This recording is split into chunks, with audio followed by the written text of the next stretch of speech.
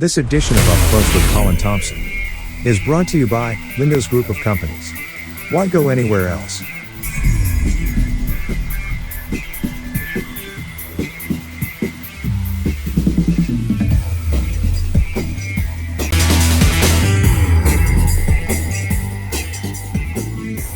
And welcome back. So Mr. Woods, we're now in the final segment. We don't have much more time left, so we're going to try to squeeze out as much as we can. One thing that interested me back during your era, you mentioned the sports arena, and I've often heard of them playing football there, but very, very seldom have I heard them mentioning cricket there. And you said that you played there. Which were some of the other venues that you played back in the day? Some of the other venues were Montpelier. I played against PHC at Montpelier. So that's Montpelier up where the Arboretum is now. They were small fields. I also played down at Devil's Hill, which Darrell's. Is it Darrell's? I think it was Darrell's Field. It's all houses all around them, and they had a clay pitch. I had the opportunity to play down there. So that's right next to Joan Smith's Bay, is it? Yes. Because if you nicked the ball and went overboard, that's how small the field was. I had an opportunity to play on cinder pitches because they had a cinder pitch up at Prospect where the National Stadium is now, and E.W. Swanton had taken a team down to the West Indies, and I think that was way back in 1958, and we played on a cinder pitch. Cinder, what is cinder? Cinder is with a metal cover. What is cinder? Cinder is kind of ground up stuff and suppressed with clay, and on that pitch, in fact, Cheesy Hughes hit two of the largest sixes that's ever been hit in Bermuda off a fellow who played for England. His name was Frank Tyson. And Cheesy hit him two sixes on the leg side that went to Parsons Road. And this is not an exaggeration, it went to Parsons Road. And they had never ever seen that happen. And they had just come back from a tour of the West Indies, E.W. Swanton. Okay, and some of the other venues that back then? Some of the other venues, Duck's Bottle? Black Horse? Yes. I went to play in a match at Black Horse with some cricket club. They went every 24th of May. And we played Somerset versus St. David's. Every 24th of May? It's good 24th of May. Was that considered a trial? Well, I don't know if it was considered a trial, but it was like a traditional type game. And that was another small field that I played. And I had also played the Ducks Bottle. So I've played cricket almost in every ground that they used to have around. I played a lot of cricket at Moresby playing. Played a lot of cricket at Somerset Bridge, Somerset, and the Naval Field. Yeah, that's a good one. I'm glad you raised that point because I wanted to ask, what were some of the other teams you played for? Willicots, Somerset? For cricket teams, I played for the Willicots first, the Police second. Somerset Bridge was a team that I played for about 10 or 13 years. And I played into my 35, 36. I played into those teams. And we won trophies. We won Somerset League knockout 2 years in a row. The third year we lost to Southampton Rangers, but we had beaten them before to win the trophy. And it was a lot of cricket that was played. We don't play as much cricket now as we used to. I don't know if that's good or bad. Unfortunately, the demise I see about our cricket in Bermuda is the fact that even the United States and Canada have a lot of people that migrate to those countries that are almost some test players go there. Some people just below test status are going to those countries and playing. They got international team playing in New York right now, made of Australians, West Indians, English, top fellas that have been in the game for years, played for their countries, and in the West and in US. We have had Canada come play tours here. I cannot miss it because my son was born.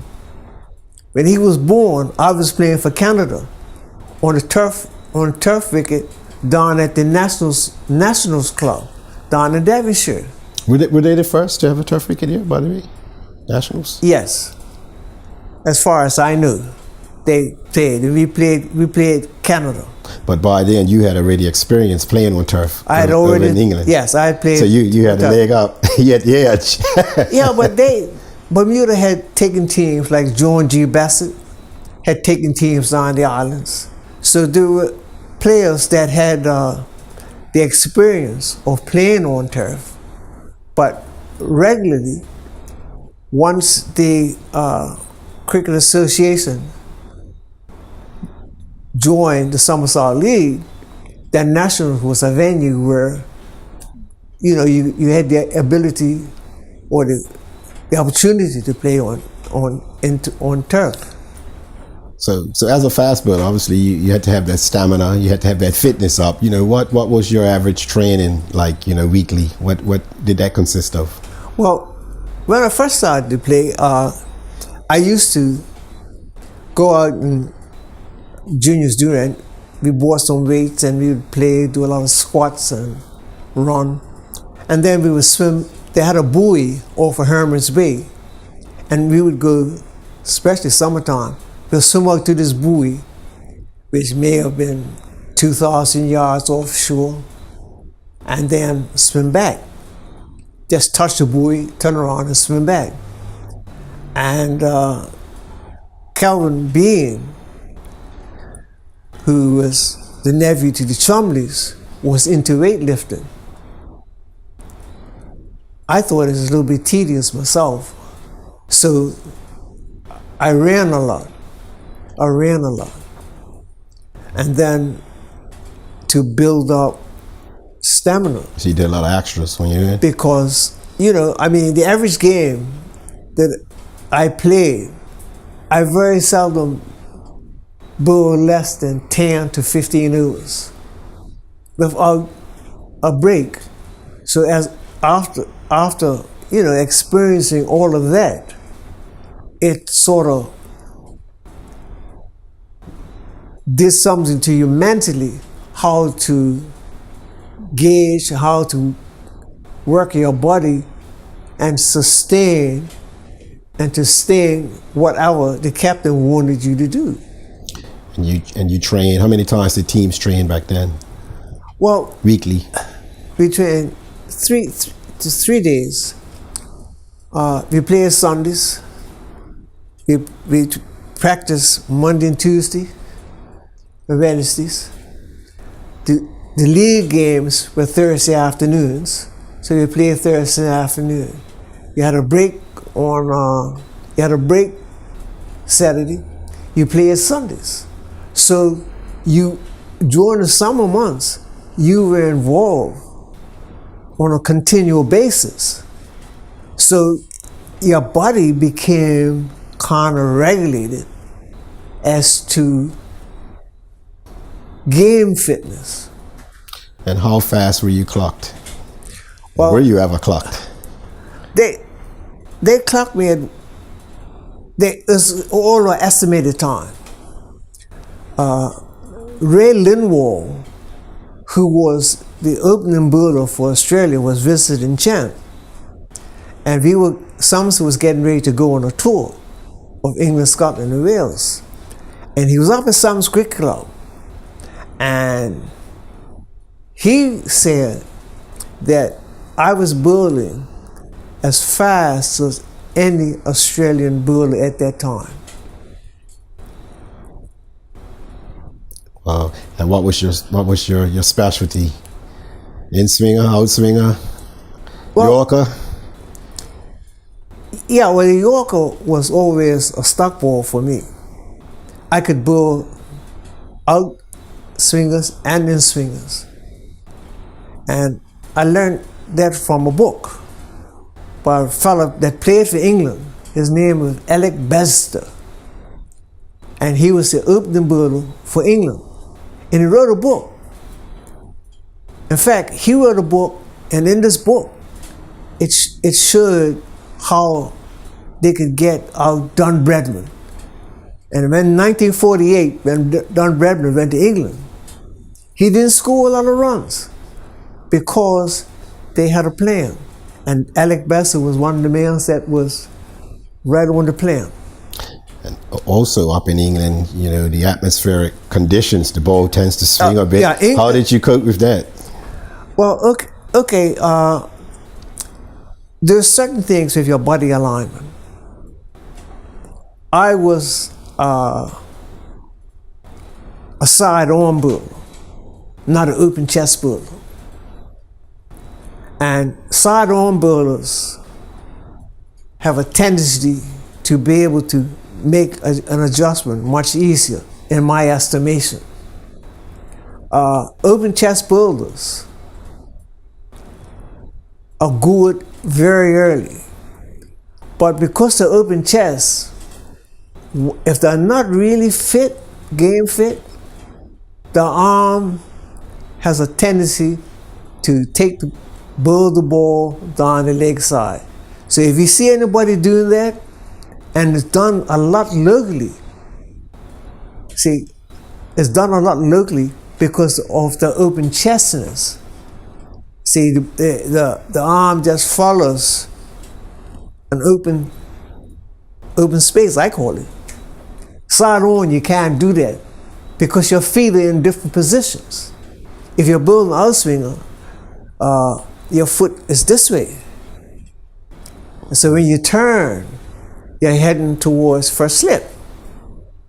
Now, if you're going to bowl in swingers, your foot is straight. You could do that side arm. But you see, the actions are totally different now, and people are very successful at, I call it open chest bowling, because you look at it, but they still use a partial arm action that looks like they're bowling sideways. If the left-handed, it's the right arm. If the right-handed, it's the left arm. They pull their arm across. 54. I want to go back to 54. When you ran across, was that your first time off island? Yes, it was my first time in 1954. I ran across. You wasn't nervous? In a plane first time? In a ship first time? Look, I was so hyped up with excitement that when I went down to the plane, my folks came down, and a lot of people from Somerset. They used to have a president's dance. They had a dance for me to raise funds and stuff on my journey. And when I got off the boat, or not, I went on plane first, Pan Am. I had cousins that were citizens of the United States that had come up from Sable and gone to live in New York. They lived in Harlem. And then I was being met by my auntie, my grandfather's sister, and Chopper Hazel. Because when I went to New York, JF Kennedy wasn't being built. Was just in the process of being built. I landed in a place called Ottawa Airport, and Ellis Island was still in fruition. That's where all it went. because I had to have enough money for 10 days. I went down, had to sign in. When I was leaving, I went down to sign in. I had to show them I had sufficient currency to be able to stay in for 10 days, but I was staying with my auntie. Chopper stayed in the YMCA. So we met every day. My experience staying with my auntie was a little different than I've experienced in Bermuda, because, you know, I was in a different country, totally different environment. You can imagine what Harlem was like in 1954. So that was different. One thing I did like, and I still love, is jazz. I went down 42nd Street, went down, saw a jazz show, been in love with jazz ever since. So my journey has been a very fruitful journey. I played up in Scotland with Nigel Hazel, benefit match. I played at Old Trafford. I played at Lord's, and I've played at the Oval. Lord's, the birthplace of cricket. I went to Stuart Surridge School. The year that I first went to England, I went up to school to get betterment in the thoughts in the game. I played in Sussex. I played in Somerset and Gloucestershire. So you played in Sussex, and many, many years to follow, we have young Delray Rollins. Yes, following in your footsteps up in Sussex. I think he's in the county, not for the club. Yeah, he could be a handful. But like everything else, if Somerset they got to have a plan for somebody like him. And the plan was to suffocate him and attack him. So Delray is the modern day Buster Smith. Yeah, he could be. Back in your day. He could be. Okay. But when I first saw Delray play up in Somerset, I said he was an excellent cricketer. And the only other person I saw in Somerset as a youngster was a young fella, Darryl. And I thought those two were standouts. By the way, I might mention too that Richard Basin was offered to go to England, but he didn't take it. He could have played for any team. Him and a fellow's name I don't like to mention too much, and Mr. Parfit. Yeah. And see, we had an array of cricketers which embellished Cup Match. Embellished Cup Match. Everybody had their own style. But you know, Dennis was good behind the stumps. You know what I mean? I always liked Dennis as a wicketkeeper, but I always wanted a safe wicketkeeper. You can let all the pump and everything else go. But when it's time for you to be catching or stumping, I want you to be safe. Well, Mr. Woods, unfortunately, we've run out of time. It's just been phenomenal having you join us. Well, I've really enjoyed it. I wish we had more time. We can go on and on and on, perhaps another day. Yes, there's much to be said about cricket. And there are a lot of people that have played the game that could come on your show and give historical background if needed be. And I think you could do a show just particularly on how Cup Match got started, where the first game played, who won the first game. A lot of people don't know that. See, and nobody knows really when they really got together to decide to play this Cup Match. But it was in 1901 at RAA Field that it's kind of came together, and then they had a meeting in the square on St. George's, and the odd fellas got together and said, look, we got to get a trophy to play for. So they decided to get a trophy to play for. And ironically, the first person that saw the trophy was a woman. People, see, we push them in the background sometimes, but from that meeting in the square, a gentleman by Mr. Cam from Somerset was given the opportunity to buy and look after and get the trophy, which cost 20 guineas. Now, there's 2 or 3 generations don't know nothing about 20 guineas. Which is the equivalent of today? $35 a guinea. Or 21 shillings. I think it was 21 shillings or something like that. And so he got the trophy. He was working. His wife went to pick it up from the post office, right? We don't know how Somerset got the red and blue colors, but we do know there was a gentleman by the name of Walter Darrell, who was a tailor and also a councilman, gave St. George's their colors. That was 1902. But besides that, St. George's had been one of the first clubs in Bermuda. They were around since 1892, before Somerset.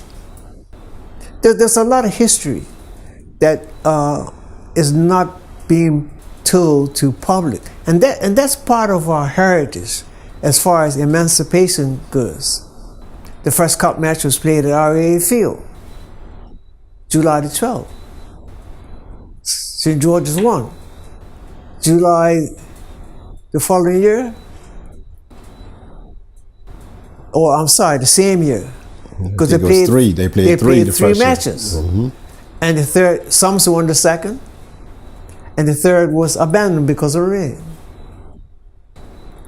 So you had a Shirley Cup. Yeah. Well, I tell you, 1-1. I don't take this opportunity lightly, and I really thank you for allowing me to share a few of my moments through my cricketing career. And I just hope that, you know, you continue to bring sportsmen in that people have forgotten about, and let them share the knowledge with you. And I really applaud you for that, as well as the persons that sponsor the show. Just continue on the good work. Thank you, sir. And again, we thank you for taking the opportunity to come in and share your wealth of experience and expertise, and just highlighting so much more, not only on your career, but, you know, others that you played with and against, and adding so much more color, you know, to this wonderful classic that we have. And you mentioned about the uniqueness of Cup Match, and the first thing straight off the bat for me is it's the only cricket game in the world, you know, where that has a 2-day holiday. That's correct. The Ashes doesn't even have that. And it's unique. Yeah.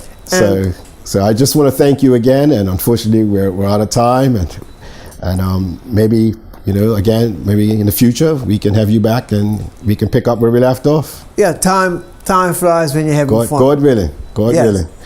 Well, folks, I want to thank you for tuning in. But before I go, I just want to send a big special shout out to our sponsors, Linda's Group of Companies, our co-producers, Crimson Multimedia, and last but not least, I want to thank you, the viewing public, for tuning in, and looking forward to seeing you again, hopefully real soon, right here on Up Close with yours truly, Colin Thompson.